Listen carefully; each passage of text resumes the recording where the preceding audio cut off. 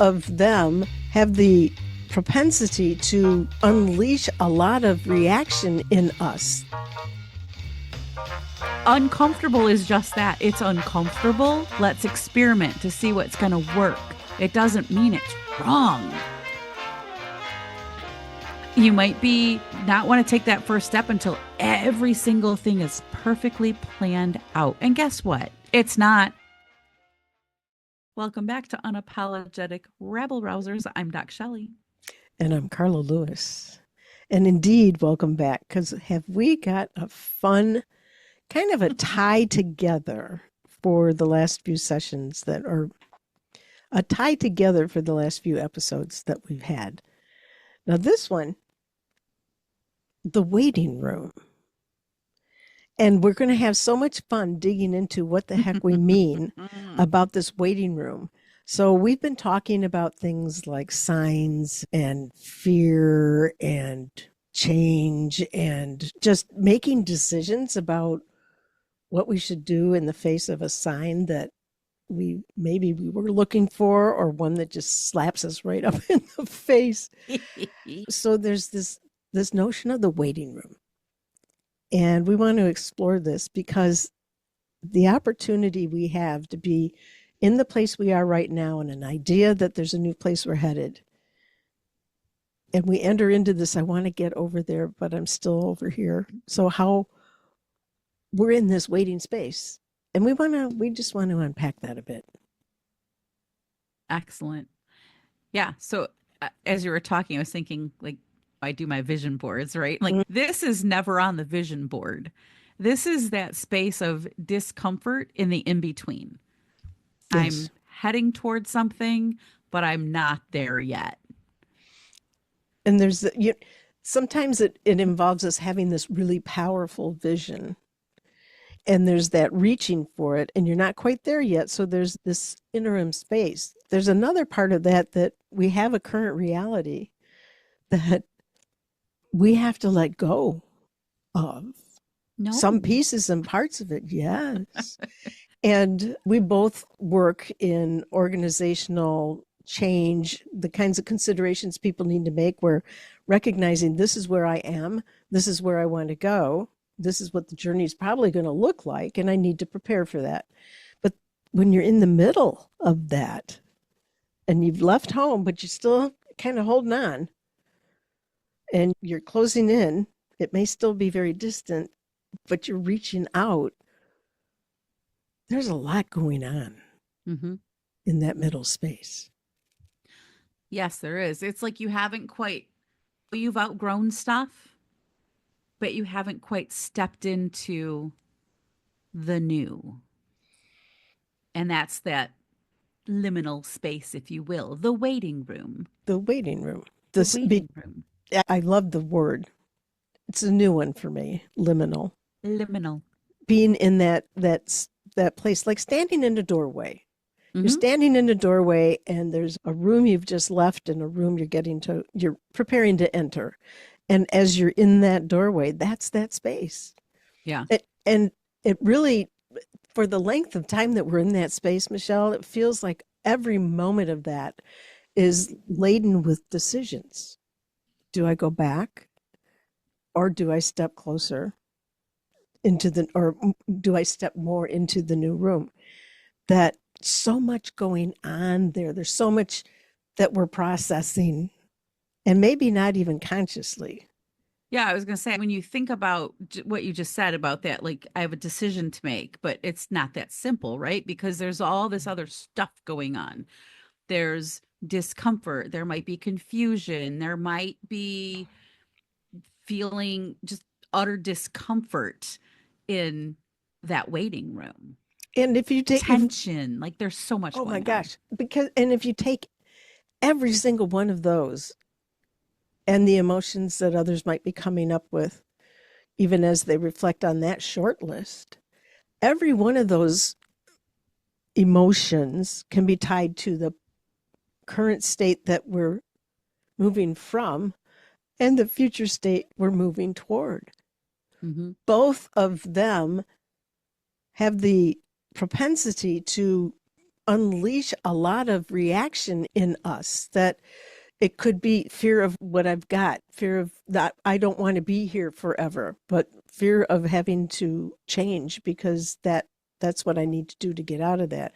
Fear of whatever's this unknown that's coming at me, and fear of not actually taking the steps to find out what it is. All of the emotions you mentioned, they can be anchored in both places. Hmm. Hmm. And you talk Hence the about reason people turmoil. get stuck. Yeah. Turmoil. So we're stuck.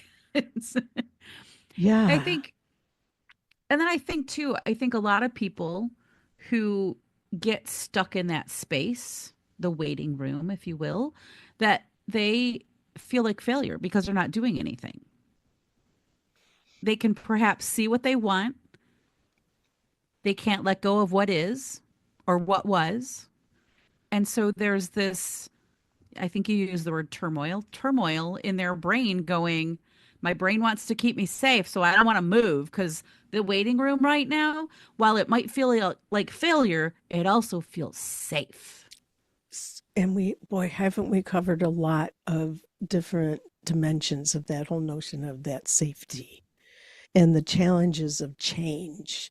And I can't tell you how many times since the first episode we talked about where that whole notion that the brain's job is to keep us safe, that our whole body is wired Mm-hmm. for consistent, comfortable, predictable, all of those things. And that anytime we take a step away from it, our body can't help but respond Mm-hmm. from a place of this isn't safe. We need to go into protect mode.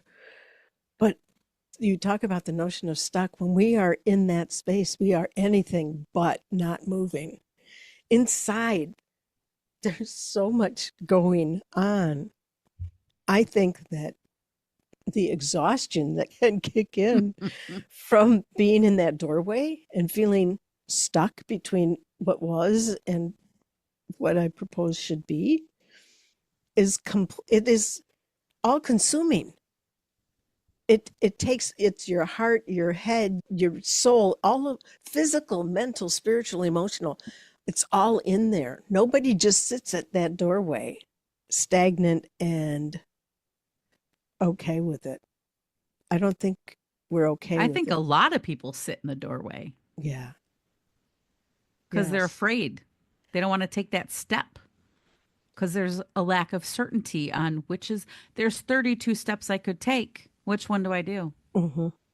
And I think there's some level of, we just need to normalize. This is normal. You're not a unicorn. Everyone is experiencing this. Mm-hmm. And I don't mean you, I mean like in Oh, it's general. okay. All right. There I are no won't be a unicorn. unicorns. It's so funny because I belong to this group and somebody's always, oh, this is never going to work for me. And it's like, you're not a unicorn. It works for everyone. Like Yeah. it's that becomes the response. And it's funny how we think we're the only one in the entire world that could possibly be Oh, experiencing this. So I think there's a couple of things going on with that. And I think that we sometimes confuse discomfort with it's wrong. If I feel uncomfortable, it's the wrong step to take.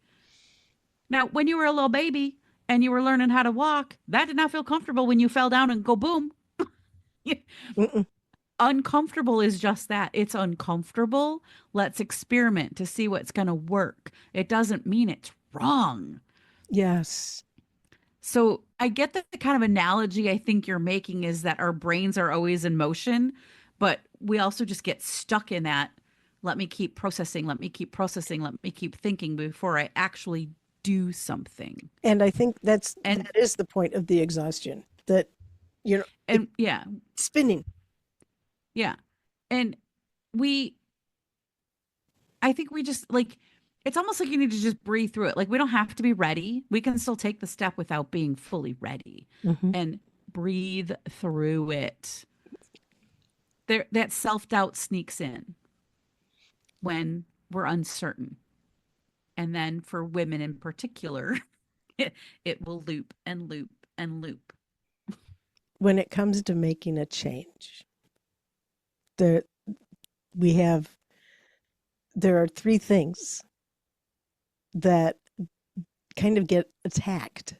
That notion of your comfort, your competence, and your control. That's something that we establish where we are. And we got it in spades. And whether we're facing it at a personal level or in an organization, when you threaten one or more of those things because something new and different is being put in place or needs to happen, those three things are the things that set up that resistance. That your body's saying, wait, whoa, your brain is saying, wait, whoa, okay, comfort, competence, and or control are about to be threatened. Now, it doesn't mean I can't actually have that in when I walk through that doorway and I get into the new space. But I don't know how.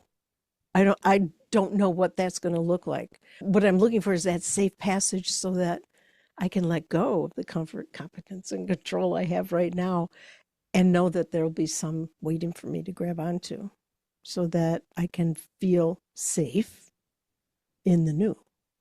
Mm-hmm. The same way I felt safe in the old, even though those are two different things. No wonder we get tired. So what do we do? What are some of the mechanisms? First, what are some of the things that we can just pay attention to that says, you know what? This may be a sign that I'm stuck. I'm stuck in the middle of a something. I think it's important to recognize it. Just because it isn't clear yet, it doesn't mean it's not going to happen or it's not coming. And I think just normalizing it, like, this is what happens when I'm trying something new. What is it that I'm actually afraid of happening? And I think when we can name things, it reduces the power I that it agree. has. The notion of being mindful of it. There's the if you have that emotion kicks up, those thoughts kick up. Oh gosh, this is going to go like the last time XYZ, or Aunt Alice did this, and boy, it didn't go well for her. Those things, being mindful of them and being able to somehow keep the emotion out of it, reflect on it as data. Okay, Absolutely. what was it that didn't go well? What did I do the last time that didn't work? And how might I learn from that? Really, that reflection, Mm-hmm. maybe even journaling. What? I know. I think, yes, I'm a big journaler and the self reflection is huge. I think, too, like when we were preparing for this, one of the things we joked about was don't decorate the waiting room, right? So you can rest in the waiting room. Don't build your house there. Yeah. And so sometimes we have our coping mechanisms turn into excuses. We've talked about this in another episode. I don't remember which one, but that overscheduling yourself to keep yourself so busy that you don't possibly have time to focus on making that decision. You might be a doom scroller. Hello, that's what I do. You might be just not want to take that first step until every single thing is perfectly planned out and that you have every step 100% thought through, ready to go. And guess what? When you think you have it 100% done, it's not. How many times have you thought about something 800 ways to Sunday and then you go and you do it and you're like, well, I didn't think that was going to happen. Never saw that coming. For $1 million, I would have not thought that was going to happen. Right? Oh my gosh.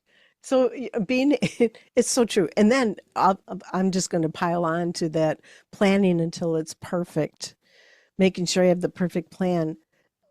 You're not even going to be able to rest with that because you're just going to know there's just one more thing. There's one more thing I forgot. I know I'm missing something. Something. Maybe I'm not actually meant to do this. There's some I should storytelling. probably just be grateful for what I have. Oh, the stories we craft in our silly little brains. And the fact is, those are all coming up as mechanisms to try and save us from something that is not It's in response known. to the discomfort. Yeah. Yeah. Yeah. And I'm wondering how we become better at recognizing when we really are telling ourselves a story. I mean, being able to sit down and say, wait a minute, Where's that story coming from? What I just told myself, where is that coming from? For me, I don't even care where it's coming from. What I ask is what else is true. Because I could spend months trying to figure out where it's coming from. And for me, that's probably not the important question. It's what else might be true.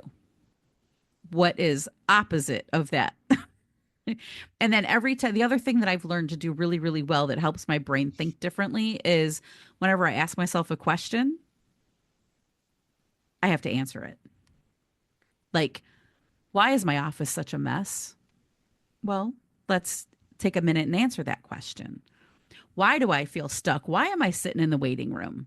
Answer the question. When your brain starts asking you questions, it's trying to tell you something. It's helping you get unstuck. And we often just ask ourselves the question and move along with our day. Yeah. But that trick of what else might be true when you feel like it's a story, it's an excuse, or you're looping or you're stuck, what else might be true is a really powerful pivot. So if we want to wrap up our visit in the waiting room, not just this particular episode, but in life, finding, because maybe someone's newly aware just now that, yeah, you know what? I have been kind of getting ready to decorate the waiting room. I'm just going to I'm just going to stay here in this limbo state. The top 2 or 3 things, perhaps it starts with recognizing there's stories going on, and we need to ask, but what else is true? Yes. And I think too, recognize that when you're in the waiting room, you're in there with your future self, not your past self. Because you're there, you're gathering the courage, you're maybe finding some clarity, and maybe it's that quiet moment in the waiting room that you need to move forward with some level of intention. So your brain is saying, I'm ready, let's do the work. Your brain is also saying, whoa, Nellie, I don't know if I'm ready or not. So you need to work through that, like asking yourself some of those questions, doing some reflection. And when you are ready, don't just walk quietly out of that room. Walk out and let the world know you're there. Well, with that, I'm Carla Lewis. I'm DocShellie. And next time, we're going to light a little match on all of this. If you've been holding on to a backup plan, just in case you got your plan B, you might be the one standing in your own darn way. And we're going to talk about burning the backup plan. We'll see you next time. It starts with recognizing there's stories going on, and we need to ask, but what else is true? Yes. And I think too, recognize that when you're in the waiting room, you're in there with your future self, not your past self. Because you're there, you're gathering the courage, you're maybe finding some clarity, and maybe it's that quiet moment in the waiting room that you need to move forward with some level of intention.